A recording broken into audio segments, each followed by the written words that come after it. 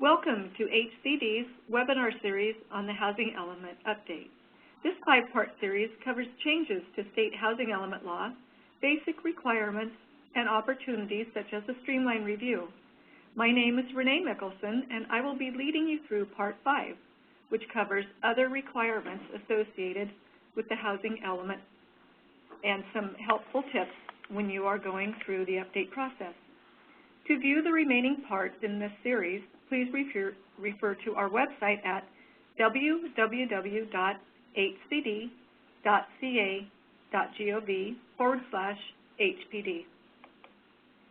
In addition to the requirements covered in the other sections of this webinar, there are some other requirements of housing element law that are also important to note. The first one is general plan consistency. The general plan elements must be internally consistent, including the housing element. So the housing element must describe how consistency was determined and what actions will be taken to keep the element internally consistent. The jurisdiction must ensure any draft goals, policies, and objectives within the housing element are reviewed in the context of all elements of the general plan and other policies affecting development to ensure consistency. For example, if a jurisdiction has a policy within the land use or other general plan element to discourage development within a 500-foot buffer area from high-volume urban roadways, but identify sites within these areas in its housing element inventory, these provisions could be internally inconsistent. The next requirement is the submission of annual progress reports for the previous calendar year. These are due every April 1st. Annual report forms are available on HCD's website, and as of April 1st, 2014, online reporting will be available. If your community is located within the coastal zone, there are a few extra items you will need to include. As with other sections of your housing element, be guided by what was included in your fourth cycle element. Per Senate Bill 1087, the housing element must be submitted to water and sewer providers shortly after adoption of the element. The element must also describe energy conservation opportunities that are available in the community. Because the housing element is usually updated more often than the rest of the general plan, the state legislature has tied a few pieces of legislation requiring amendments to other portions of the general plan to the timing of the update of the housing element. This is for your information only and is not tied to the compliance or review of the housing element. However, some of these new laws may affect the sites inventory of the housing element, so it is imperative that any revisions to the general plan are consistent with the sites inventory. Floodplain data and flood safety. A Senate Bill 162 requires the safety, conservation, and land use elements to be updated with floodplain data. The Department of Water Resources has information on compliance with these provisions.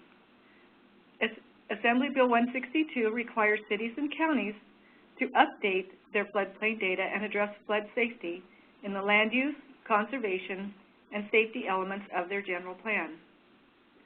The Department of Water Resources have information on these provisions to assist you in this analysis. In addition, maps are also available on the DWR website. Senate Bill 244 requires cities and counties to update the land use element of their general plan to identify each unincorporated island or fringe community within the city's sphere of influence and each legacy community within the boundaries of the county. For each identified community, the housing element must include an analysis of water, wastewater, stormwater drainage, and structural fire protection, and analyze benefit assessment districts or other financing alternatives that could make the extension of services to identified communities financially feasible. The Governor's Office of Planning and Research, or OPR, has created a technical assistance memo for Senate Bill 244. Fire hazards as addressed in Senate Bill 1241, requires cities and counties to address fire risks in state responsibility areas and very high fire hazard severity zones in the safety element of their general plans. This must be done upon the next revision of the housing element. Senate Bill 1241 also requires cities and counties to make findings regarding available fire protection and suppression services before approving a tentative parcel map. Air quality, as addressed in Government Code Section 65302.1, requires cities and counties in the San Joaquin Valley to amend appropriate elements of general plans to include data, analysis, comprehensive goals, policies, and feasible implementation strategies to improve water quality within 1 year of a new housing element planning period. Here are a couple of suggestions we have that should make the housing element update process go a little smoother for you. First of all, if your element was in compliance for the 4th cycle, it is a good base document to start with. There's no need to reinvent the wheel unless you're going through a general plan update.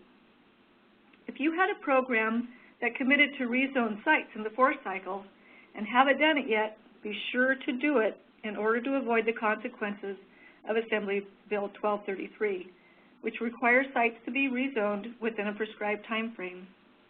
In addition, if you find that additional sites are needed to accommodate the RHNA in this 5th cycle, it is best to do those rezones prior to the beginning of the 5th cycle to avoid rezoning consequences. Also, be sure to implement any programs to accommodate emergency shelters pursuant to Senate Bill 2. If you don't, HCD cannot consider the element in compliance until the rezoning is completed. Be sure to contact HCD with any questions you have. It's better to go to the source rather than relying on rumors. As always, public participation is crucial. Be sure to identify your stakeholders and involve them early in the process. Remember, the housing element can be used to help achieve broader community development objectives. So contact HCD as often as needed. Don't be shy. Be sure to consider third-party comments, too. Chances are we receive them as well, and we will be considering them during our review process. We can accommodate on-site visits to provide technical assistance if needed. And if you've been working with an analyst in developing the element, be sure to request them in your cover letter. HCD generally assigns the element to the analyst who previously reviewed the document, if they're still in the department. But if you have a preference, let us know. We will do our best to accommodate your request. Contact HCD for any technical assistance you might need while updating the element. Remember, you don't get what you don't ask for. So if you're struggling, remember, we're here to help. Also, technical assistance in papers, templates, sample tables, and examples are available on the department's website. Contact HCD for sample analysis and programs. Many times we have the items you need posted on the website, and we can help you find them. You can also sign up to be on various HCD email lists by topic. If you haven't done so, check out the link in the top right-hand corner of our main web page. For more information on this and other housing element requirements, please visit our Building Blocks website. In addition, we're here to help. If you have any questions on the content of this webinar or about the housing element update, please contact us at 916-263-2911. Thank you for listening.